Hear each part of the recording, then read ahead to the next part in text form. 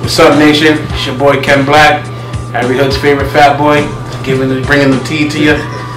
Today we got the opportunity to sit down with the legendary Uncle Bennie, aka Bennie Stevens. What's going on, brother? Good. How you doing, nephew? Can't complain, man. I can't complain. I'm just glad we got this opportunity to finally sit down with you. All right. We've seen you on a couple different cards, a couple different situations, but we never got to really spill the tea with you. So everybody knows you as Uncle Bennie Stevens, but we need to really know who the real Bennie Stevens is. So this is your moment to break it down. Who is Bennie Stevens? Okay, I'm Bennie Stevens, or Uncle Bennie. I grew up on the South Side. You know, moved from South Side to West End when I was about 9 years old, which was maybe the only, or one of the only black families on West End back then. Wow. You know what I mean? My mother, you know, got some money somehow, whatever, and bought a house, and you know, 7 of my brothers and sisters went there, and you know what I mean, grew up on West End. And the funny thing is, a lot of people talk about, you know, me playing ball. There was my brother Mike Stevens, who was a problem.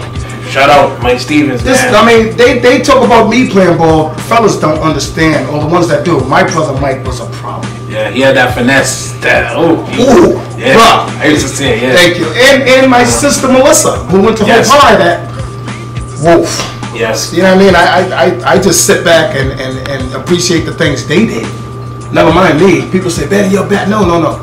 Check my family out right there. They're bad. Definitely a family of ballers, man. Even from the different generations and direct breed to Almond, North up and all of them. That's right. So my nephews, I guess. A lot of people in that tree. Mook, shout out to Mook. What's going on? He just was on the pod up in Chad, the Brick City Bro. So shout out to that victorious victory. Yes.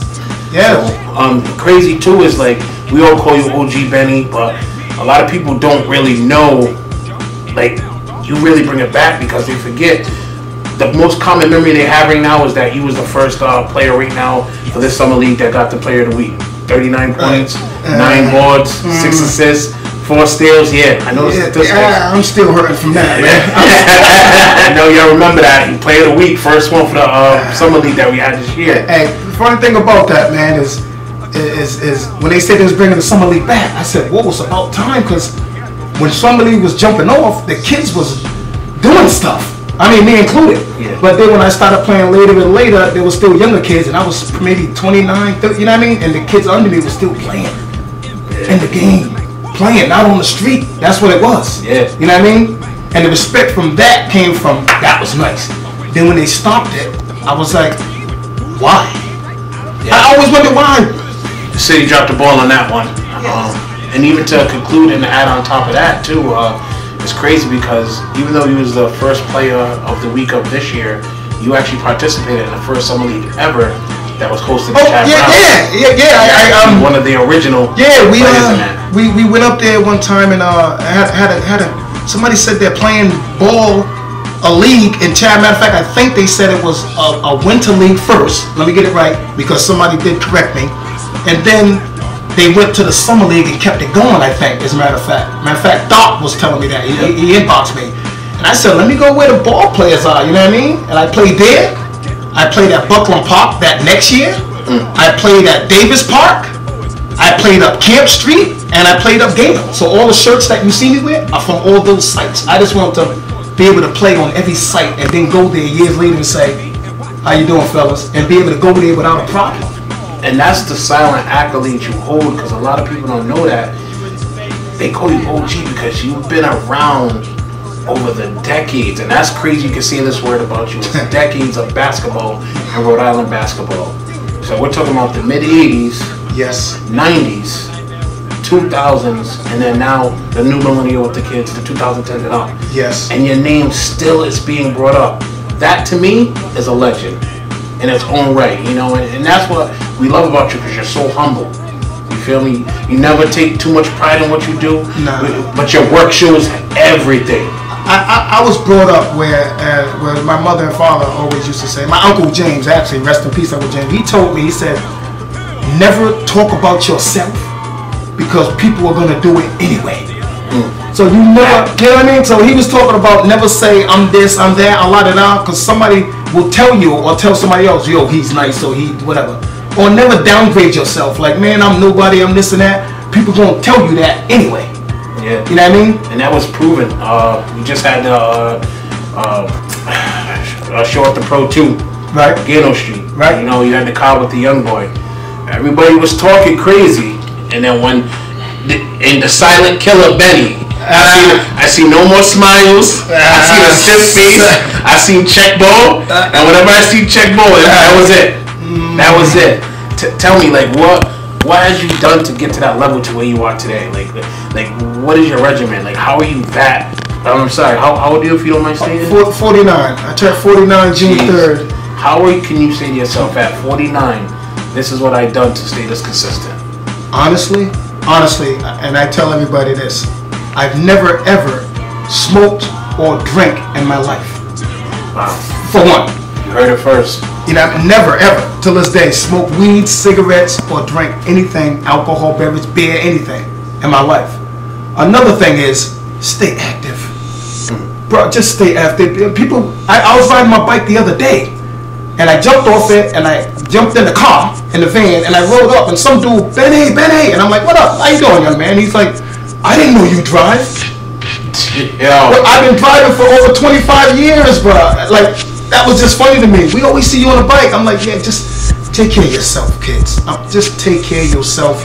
And it keeps you active. And another thing is, don't do too much while you're young. You don't need all that, because when you get younger, see, I can't do all that anymore. So as you keep it simple playing ball, that's why you have longevity. Look at Tim Duncan. Fundamentals king. Fundamentals king. Shout out to Spurs. Just, oh man, uses his teammates, will call for a pick. I'll call for a pick in a minute. I ain't got no time. No, man, I ain't getting my shot. Man, I ain't got no time for that, man. Yeah, that's crazy, man. And pretty much, man, like I said, that show at the Pro 2, man, and a lot of people were shocked. They knew the win was gonna come, but then they wasn't sure for the win. And then when you put on that perfect showcase of how, you put on moves, people was like, I didn't know that. I did not know he had that in his suitcase. Those are moves that was nothing new. I did nothing new. Right. Those was moves where when I was playing against guys back in the day, they did against me. And I'd be mad. Like, whoa, that was a nice move. But deep down, I'm like, I'm using that. You know what I mean? Like, always. There's a move to you still. I'll tell you a quick story. We're at Buckland Park. And you know Buckland Park is crazy packed all the time back in the day. Always. Where if you lose, you got after next. You might as well bring something to eat and a Walkman. You guys know what a Walkman is. For the new people, that's the old people stuff. You know, you put the tape in and we'll get to that later. Yeah, right. So I finally get to play with the older dudes. They're like, yo, young man. They don't even know my name. Young man. Or big lips. I don't know what they call it exactly. Or darker than me. Right. Darker than me. I like that. So come play with us. Finally, I finally get to play with Claude Jett and Dobie Dennis and Willie Washington and names. Oh my, Walter Clark, Fox. So I get out there on the court, and they immediately go to my man twice. Dumped it down to him. This dude, Walter Clark, did an up and under finger roll. Whoa. Next play, they gave it to him. I think he just looked at the sky, and I jumped. And he laid it up, and my teammates called timeout. Pickup game. Called timeout. I'm like, what's the matter? They said, no, you're the matter. You dude got your spot. Wow. They made Fox take my spot, and the guy said, we play B out here. That was my inauguration of the older guys. True life. Right here in the Gardner. And ever since then, if a guy scores on you, he scores on you. But still, gotta give him something. Gotta give him something and pass the ball. Young man, pass the ball, please. Wow. Please. That's what I was growing up playing. Real life, man. Real life. And that's crazy, because this brings me into my next question to you. Is like, I mean, you've seen what they've done then. You're seeing what they do now. So, what is your advice that you would want to give to the, as we call them, young bucks? You know, even though in your eyes we all young bucks, regardless we're on the OG team or but what is the advice you would like to give us? Wow, that we can cherish from you, man? Because like I said, you got that history behind you. So basketball-wise advice, honestly, stay in shape. Stay in shape first, because we used to play against white dudes. that wasn't that athletic. Word. Every year. Didn't jump out the gym. But what they did was they gave this to you in picks and running the court all game long while we did all this for 1.5 quarters, and now we're grabbing our shorts, breathing, and them white dudes are doing this. Anybody can make a layup. Oh yeah. Oh yeah. So that's one thing. Another thing is use your teammates. Use it. Pass the ball. Team game. Just pass the ball, man. Please pass the ball. Use a pick. Use your teammate. Listen, when I scored that 39 or 36, whatever it was, I used my, bro, I didn't cross not one person over. I didn't go back door and finger roll and reverse on not one person. I used picks, came off stagger screens, double downs, moved without the ball, ran down court, showed him the hit. Look, just simple. Just, because in the box score, it doesn't say he scored 25 with 7 dunks, 18 finger rolls, 6 reverses. It just says your points. So there's just many ways to score and play ball. And if your shot's not going down, there's too much more to do in basketball. Play deep. Exactly. Help out. Box out. Tip the ball. Stagger. Pass the ball. If they get trapped, show yourself so you can be the outlet to relieve the pressure. You know, there's so much to do in basketball. I seen young guys say, my shot's not falling. I'm like, do something else. You heard it, all you young boys, that if your shot's not working, there's defense, there's talking to your teammates, boxing out. Talk to him, nephew. Come on, man. Hit a tip. Tap. Do something. Extra pass. Yeah. Don't try to pass your daily routine of busting these young boys. I wish. This is a serious question, and the reason why I'm asking it because I value your opinion. You're one of the few we can speak in the nation that has played across many different levels of talent. From people that college level, NBA level, you know what I mean, even street legends, you know. Yes. What, in your eyes, do you consider someone to either be a legend or carry themselves to let them say themselves like, yo, I'm that dude?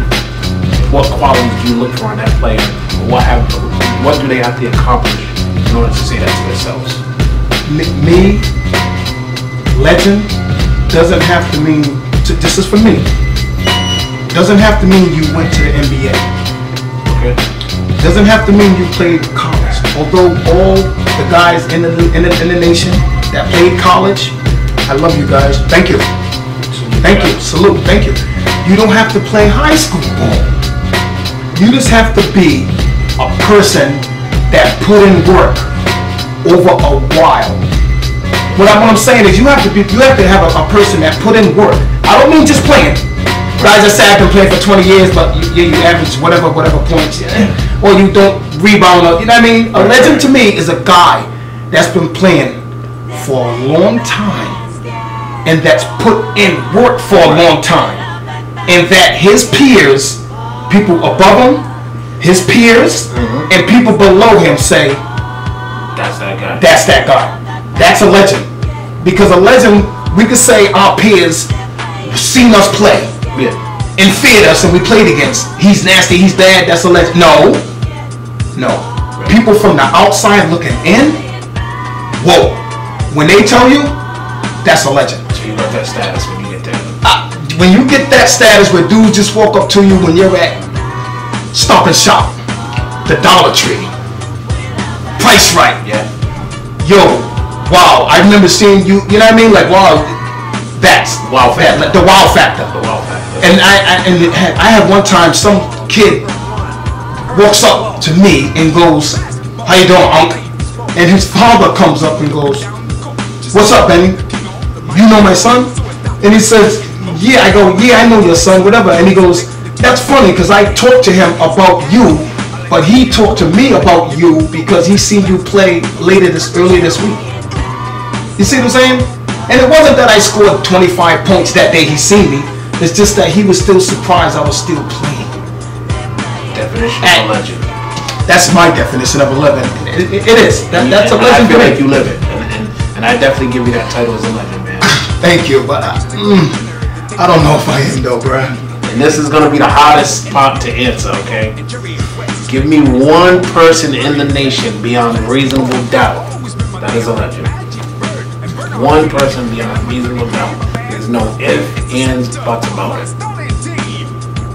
It's your opinion. And so it doesn't hurt. It's your opinion. Whoa, just one? Just give me one. I can set the bomb. Whoa.